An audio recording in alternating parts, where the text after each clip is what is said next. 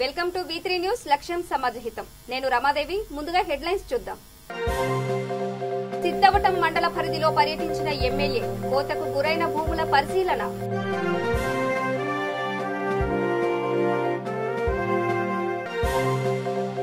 చంద్రగిరి వద్ద రహదారి ప్రమాదం, 8 మంది మృతి.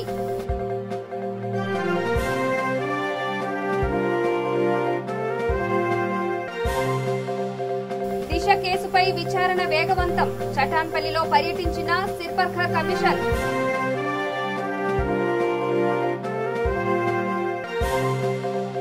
తెలుగు రాష్ట్రాల్లో రేపటి నుంచి ఆటా వేడుకలు, రవీంద్ర భారతిలో ముగింపు కార్యక్రమాలు. ఇప్పుడు డీటెయిల్స్ చూద్దాం. పెన్నా నది వరద ప్రభావిత ప్రాంతాల్లోని కోతకు గురైన భూములను స్థానిక ఎమ్మెల్యే పరిశీలించారు. బాధిత రైతులతో మాట్లాడారు. కడప జిల్లా సిద్ధవటం మండల పరిధిలోని లింగంపల్లి, కడపాయపల్లి, డేగనారిపల్లి తదితర గ్రామాల్లో ఆయన పర్యటన కొనసాగింది. ఈ సందర్భంగా మాట్లాడుతూ ఎవరూ ఆందోళన చెందాల్సిన అవసరం లేదన్నారు. బాధిత రైతులందరికీ న్యాయం చేసేందుకు తన వంతు కృషి చేస్తానని చెప్పారు.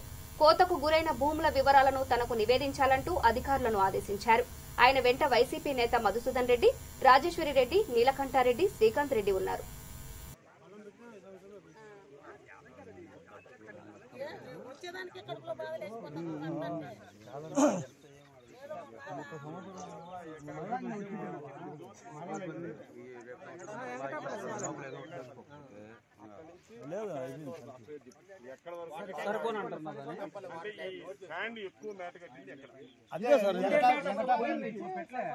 ఇప్పుడు పెట్టింది కాదు, ఇప్పుడు లేపేసింది.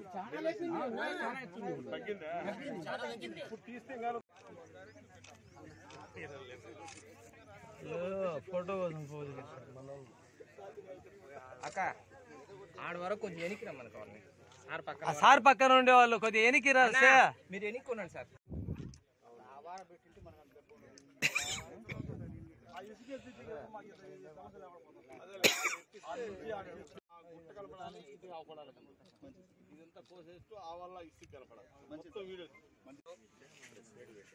ఈ మధ్యలో వచ్చిన వర్షాలు అయితేమి, జవా తుఫాను వల్ల దెబ్బతిన్న ప్రాంతాలన్నీ కూడా ఒక్కొక్కటి మేము అన్ని పరిశీలించి, ఈ మధ్యలో ప్రీతమ ముఖ్యమంత్రి గారు కూడా వచ్చి అన్నమయ్య డ్యాం తెగిపోవడం, ఆ పరిసర ప్రాంతాల్లో పురుపుతూరు, అలాగే మందపల్లి, గుండ్లూరు ఇవన్నీ కూడా పరిశీలించి ఏ విధంగా ఎలా జరిగిందనేది అన్నీ చేయడం జరిగింది.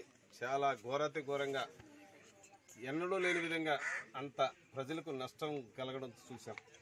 అదేవిధంగా సిద్ధవటం మండలం పెన్నా నది పరివాహక ప్రాంతంలో ఉన్న లింగంపల్లి, కడపాయపల్లి, అలాగే టక్కోలు, మాచుపల్లి, మూలపల్లి, ఇంకా మిగతా కింది ప్రాంతాల్లో కూడా కొంత అక్కడక్కడ కొంత ల్యాండ్ వ్యవసాయ భూమి గురి కావడం, అలాగే పంట నష్టం జరగడం, హార్టికల్చర్గా కానీ అన్ని విధాల చాలా నష్టపోవడం జరిగింది. ఇవన్నీ కూడా ముఖ్యమంత్రి గారి దృష్టికి తీసుకెళ్తాం. అలాగే కడప అధికారులు, మన జిల్లా కలెక్టర్ గారు అయితే వాళ్ళ దృష్టికి కూడా తీసుకెళ్లి వారికి తగిన న్యాయం జరిగే విధంగా ఇవన్నీ తీసుకెళ్లి చేస్తామని చెప్పి కూడా తెలియజేస్తూ, ఎందుకంటే మనం ఈ మధ్యలో చూసాం జిల్లా అధికారులు ఎలా ప్రవర్తించారు, ఎలా చేశారు. కడప జిల్లాలో రాజంపేటలో ఎక్కువ నష్టం జరిగిందని చూసాం. ఆ ప్రజలను ఎలా ఆదుకున్నారు ముఖ్యమంత్రి గారు చూశారు. స్వయంగా జిల్లా అధికారులు కూడా చాలా బాగా కష్టపడి పనిచేసి ప్రజలను. చిత్తూరు తిరుపతి రహదారిలోని చంద్రగిరి వద్ద ప్రమాదం చోటు చేసుకుంది. శ్రీకాకుళం నుంచి కాణిపాకం వెళ్లి వస్తూ తిరిగి వస్తున్న భక్తుల వాహనం ప్రమాదానికి గురైంది. ఈ ఘటనలో మొత్తం 6 చనిపోయారు. వీరంతా 3 కుటుంబాలకు చెందినవారని పోలీసులు తెలిపారు. చంద్రగిరి పోలీసులు కేసు నమోదు చేసి దర్యాప్తు చేస్తున్నారు.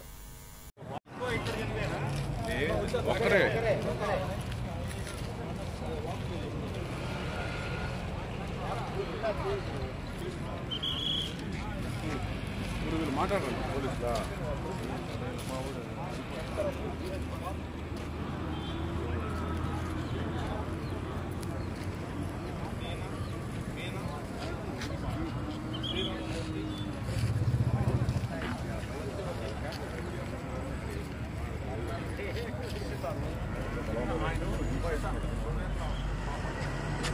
మధ్యాహ్నం 50 ప్యాసింజర్ యాక్సిడెంట్ గురి కావడం జరిగింది.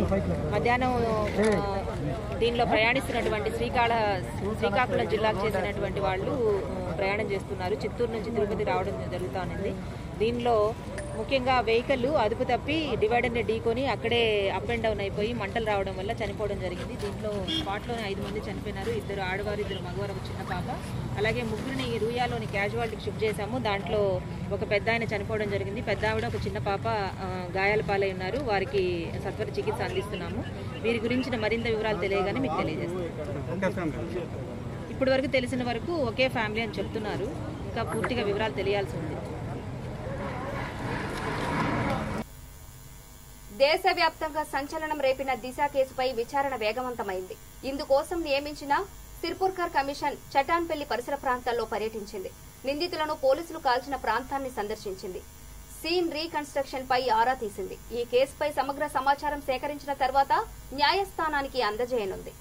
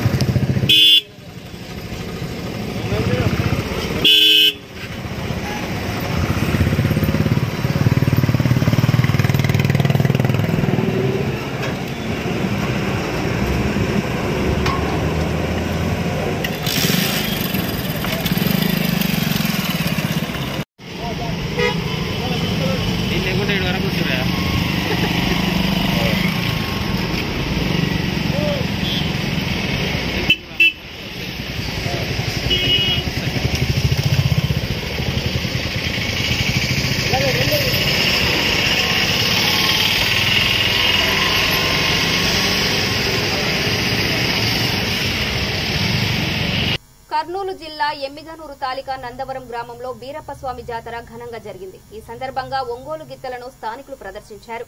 ఎంపీటీసీ చుక్కా మల్లేష్ ఆధ్వర్యంలో ఈ కార్యక్రమం నిర్వహించారు. వివిధ ప్రాంతాలకు చెందిన ఈ బల ప్రదర్శనలో పాల్గొన్నారు.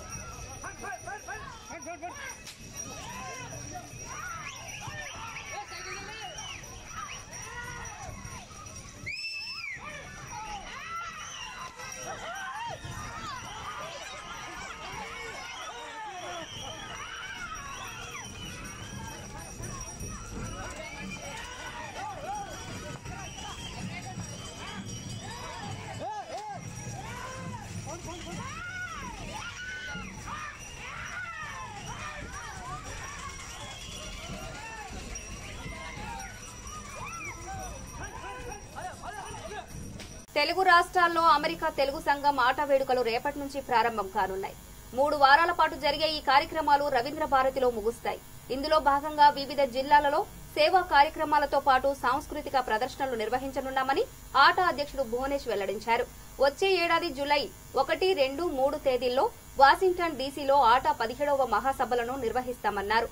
తెలుగువారి సంస్కృతి సంప్రదాయాలను భావితరాలకు తెలియజేయాలన్నదే తమ అభిమతమన్నారు.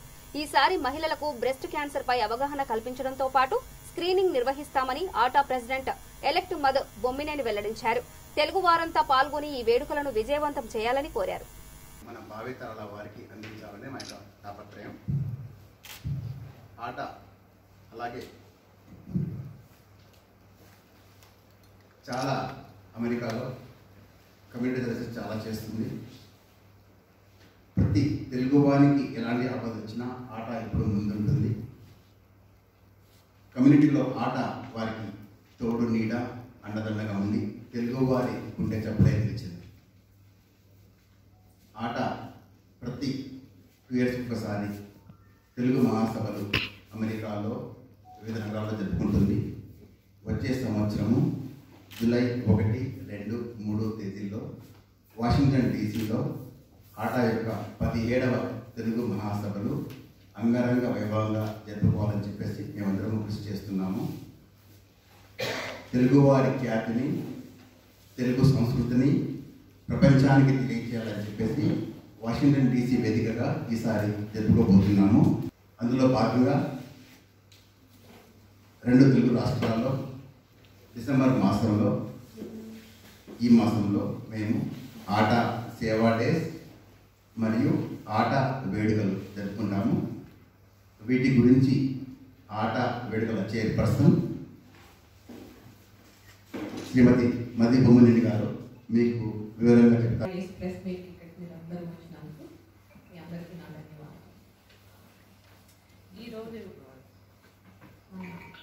మాజీ ముఖ్యమంత్రి కె. రోషయ్య గారు ఆకస్మిక మరణానికి ఆట తరఫున అందరి తరఫున సంతాపం తెలుపుతూ వారి ఆత్మకు శాంతి కలగాలని సంవత్సరాలకి ఒకసారి మన ప్రెసిడెంట్ గారు చెప్పినట్టుగా అమెరికాలో జరిగే ఆటా మహాసభలకు డిసెంబర్లో ఒక 3 వారాల పాటు ఆటా కార్యవర్గ బృందం అంతా ఇక్కడికి వచ్చి జరిపే సేవా కార్యక్రమాలు, సాంస్కృతిక, సాహిత్య, సంగీత కళలను అభినందిస్తూ ప్రోత్సహిస్తూ జరిగే ప్రోగ్రామ్స్ ఈ 3 వారాల పాటు ఈరోజు ఇక్కడికి ఆ ప్రోగ్రామ్స్కి అంతర్గం మండల కాంగ్రెస్ పార్టీ అధ్యక్షులు మెరుగు పోచం ఆధ్వర్యంలో మాజీ ముఖ్యమంత్రి కొనిజేటి రోశయ్యకు ఘనంగా నివాళులర్పించారు. ఈ సందర్భంగా యువ న్యాయవాది పెండ్యాల మహేష్ మాట్లాడుతూ పంచాయతీ బోర్డు సభ్యులుగా రాజకీయ అరంగేటం చేసిన రోశయ్య ఏ పదవి చేపట్టినా వన్నె తెచ్చారన్నారు. కార్యక్రమంలో కాంగ్రెస్ పార్టీ నాయకులు, అధ్యక్షులు మడ్డి తిరుపతి, గాదె సుధాకర్, గజ్జల నాగరాజు, కాంపెల్లి సంతు పాల్గొన్నారు. ఈరోజు రామగుండం నియోజకవర్గ కాంగ్రెస్ పార్టీ ఇన్ఛార్జ్ మక్కాన్ సింగ్ రాజ్ ఠాకూర్ అన్న గారి ఆదేశాలతో అంతర్గా మండల కాంగ్రెస్ పార్టీ అధ్యక్షులు మేరు పోచం గారి ఆధ్వర్యంలో దివంగత నేత, ఉమ్మడి ఆంధ్రప్రదేశ్ మాజీ ముఖ్యమంత్రి వర్యులు కొనిజేటి రోశయ్య గారు మన నుంచి దూరమైనటువంటి బాధాకరమైన సందర్భంలో వారికి ప్రగాఢమైనటువంటి సంతాపాన్ని తెలియజేస్తూ వారి అభిమానులకు, వారి కుటుంబ సభ్యులకు, కాంగ్రెస్ పార్టీ కార్యకర్తలందరికీ కూడా సానుభూతిని తెలియజేస్తూ వల్ల అంతర్గా మండల కేంద్రంలో ఘన నివాళి అర్పించడం జరిగింది.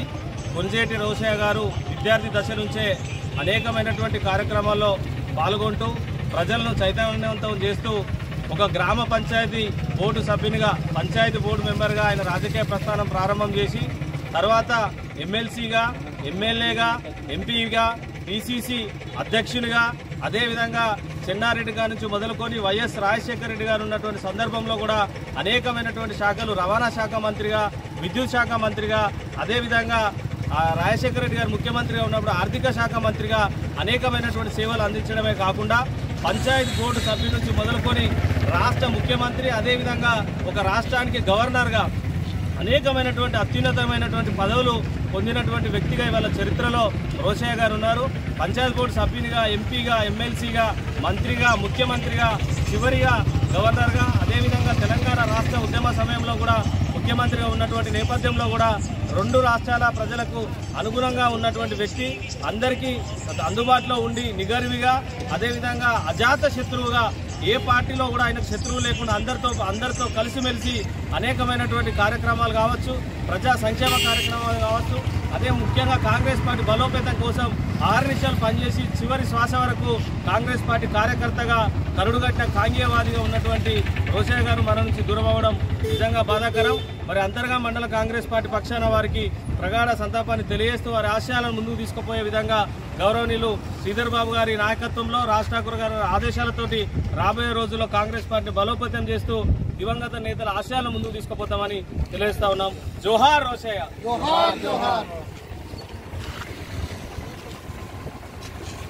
కేంద్ర ప్రభుత్వం బొగ్గు బ్లాకుల ప్రైవేటీకరణను విరమించుకోవాలని బొగ్గు గని కార్మిక సంఘం డిమాండ్ చేసింది. పెద్దపల్లి జిల్లా రామగుండం ఏరియా గోదావరి గని 1 ఇంక్లైన్ మరియు 11 ఇంక్లైన్ బొగ్గు గనులపై జాతీయ కార్మిక సంఘాలతో పాటు గుర్తింపు కార్మిక సంఘం ఆధ్వర్యంలో చేపట్టిన గేట్ మీటింగ్ లో టీబీజీకేఎస్ అధ్యక్షుడు వెంకట్రావు, సిఐటియు అధ్యక్షుడు రాజారెడ్డి, బీఎంఎస్ రాష్ట్ర అధ్యక్షుడు యాదగిరి సత్తయ్యతో పాటు ఏఐటియుసి, ఏఎఫ్టియు, హెచ్ఎంఎస్ నాయకులు పాల్గొన్నారు. ఈ సందర్భంగా మాట్లాడుతూ సింగరేణి వ్యాప్తంగా కార్మిక సంఘాలు చేపట్టిన 72 గంటల సమ్మెను కార్మిక వర్గం విజయవంతం చేయాలని కోరారు.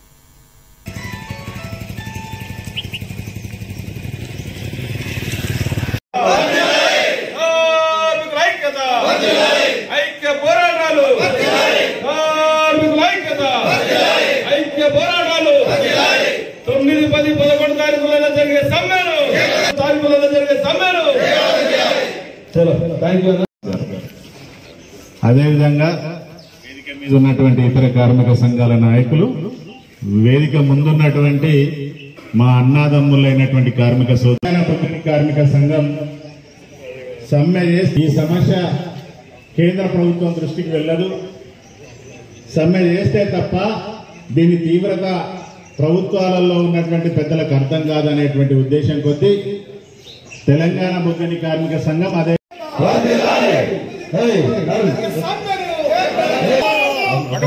మనం కూడా అటే ముఖ్యంగా మన కేంద్రమైన మన పరిశ్రమకు సంబంధించింది, మన కార్మిక హక్కులకు సంబంధించింది వ్యతిరేకంగా పోయి మన పరిశ్రమ మనగడకే దెబ్బతీసే పరిస్థితి. 3 తారీఖులలో జరుగుతున్నటువంటి సమ్మెను, 7 గంటల సమ్మెను, 72 గంటల సమ్మెను కార్మికుల ఐక్యత. నమస్కారం. ఇప్పుడు ఏఐటీసీ కేంద్రంలో ఉన్నటువంటి బీజేపీ ప్రభుత్వం అనేక కార్మిక వ్యతిరేక విధానాలు అవలంబిస్తూ ఉంది. దాంట్లో భాగంగా ఈ నెల 13వ తేదీన దేశవ్యాప్తంగా 88 బొగ్గు గనుల్ని ప్రైవేట్ పరం చేయటానికి నిర్ణయం తీసుకుంది, వేలంపాట పెట్టింది. ఆ 88లో మన సింగరేణి కాలనీస్ సంబంధించినటువంటి 4 మైన్స్ ఉన్నాయి. ఒకటి భద్రాద్రి కొత్తగూడెం జిల్లాలో ఉన్నటువంటి కోయగూడెం ఓపెన్ కాస్ట్ 3, ఖమ్మం జిల్లా సత్తుపల్లిలో ఓసీ 3, అదే రకంగా మంచిర్యాల జిల్లాలో ఉన్నటువంటి మందమరి ఏరియాలో కేకే 6 మైను, శ్రావణపల్లి మైను. ఈ 4 మైన్లు కూడా ప్రైవేట్ పరం చేయటానికి నిర్ణయం తీసుకుని వేలంపాట పెట్టింది. 13వ తారీఖున వేలంపాట ఉంది. ఈ మైన్స్ని ఎట్టి పరిస్థితుల్లో కూడా సింగరేణి ప్రాంతంలో ఉన్నాయి కాబట్టి సింగరేణికే ఇవ్వాలని మనం డిమాండ్ చేస్తున్నాం. అది మొదటి డిమాండ్. కారణం ఏంటంటే దేశం మొత్తం మీద కోల్ మైన్స్లో ముఖ్యంగా సింగరేణి కాలనీస్ మొట్టమొదటిగా ప్రభుత్వ రంగ సంస్థగా ఉంది. సింగరేణి ఏరియాలో ఉన్నటువంటి బావులు ఎప్పుడు కూడా ఖచ్చితంగా 3 రోజులు సమ్మె చేయాల్సిందే. ఈ నెల 9వ తారీఖు, 10వ తారీఖు, 11వ తారీఖున చేస్తారు కదా అందరూ సమ్మె. మంచిదయ్యా, చేస్తామనే వాళ్ళందరూ చేతులు పైకెత్తాల్సిందిగా కోరుతున్నాం. వారం క్రితం హత్యకు గురైన పెద్దపల్లి జిల్లా ఎన్టీపీసీ కాజిపల్లికి చెందిన మీసేవ సెంటర్ ఆపరేటర్ కాంపెల్లి శంకర్ కు వారం కుటుంబ సభ్యులు, సన్నిహితులు శనివారం రాత్రి కొవ్వొత్తులతో నివాళులర్పించారు. ఎన్టీపీసీ ఎఫ్సీఐ క్రాస్ రోడ్డు నుంచి కొవ్వొత్తులతో ర్యాలీగా బయలుదేరి మేడిపల్లి సెంటర్ వద్దకు చేరుకుని శంకర్ చిత్రపటానికి పూలమాల వేశారు. శంకర్ హత్యపై సమగ్ర విచారణ జరిపి బాధిత కుటుంబానికి న్యాయం చేయాలని నినదించారు.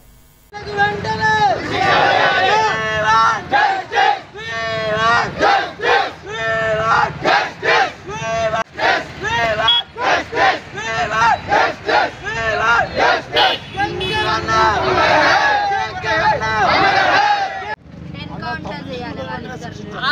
నా కొడుకుని చంపిన వాళ్ళను వాళ్ళు కంట్రోల్ చేయాలి. ఏ తల్లి కూడా తప్పు ఇంకో ఆడిని చేయొద్దు. న్యాయం మాట్లాడే ధర్మం చట్టం చేసే పని ఏంటంటే ఒక ఆడిది ఒక మగోని ఇంత క్రూరంగా చంపాల్సిన అవసరం ఏ మగోనికి రావద్దు. పిల్లలు ఉన్నారు, పిల్లలను చూసి న్యాయం చేయమని కొడుతున్నాం. ప్రతి ఒక్కరు న్యాయ వ్యవస్థ చచ్చిపోయింది. అలా ఒక మనిషిని 7 ముక్కలు కోసి చేసి పారేస్తే ఇంతవరకు కూడా ఎవ్వరు ఏం మాట్లాడతలేరు. కరెక్ట్గా మాకు కేసు విషయం కూడా ఏం చెప్తలేరు. తప్పు చేసింది వచ్చింది, మాకు తప్పుతోని సంబంధం లేదు. కానీ మా తమ్ముడిని ఇంత ఘోరంగా చంపేళ్ళు, వాళ్ళని కూడా ఇట్లా చంపితే మాకు సరిపోతుంది. బులెటిన్ ముగించే ముందు హెడ్లైన్స్ మరోసారి. సిద్ధవటం మండల పరిధిలో పర్యటించిన ఎమ్మెల్యే, కోతకు గురైన భూముల పరిశీలన.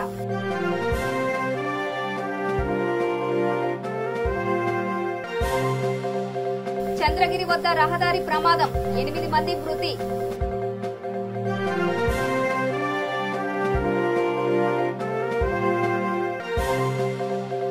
దిశ కేసుపై విచారణ వేగవంతం, చటాన్పల్లిలో పర్యటించిన సిర్పర్ఖా కమిషన్.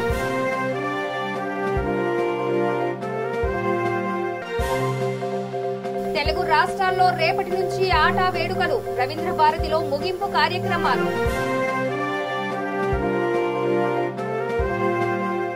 ఇవి బులెటిన్ అప్డేట్స్. చూస్తూనే ఉండండి V3 న్యూస్, లక్ష్యం సమాజ హితం. నమస్తే.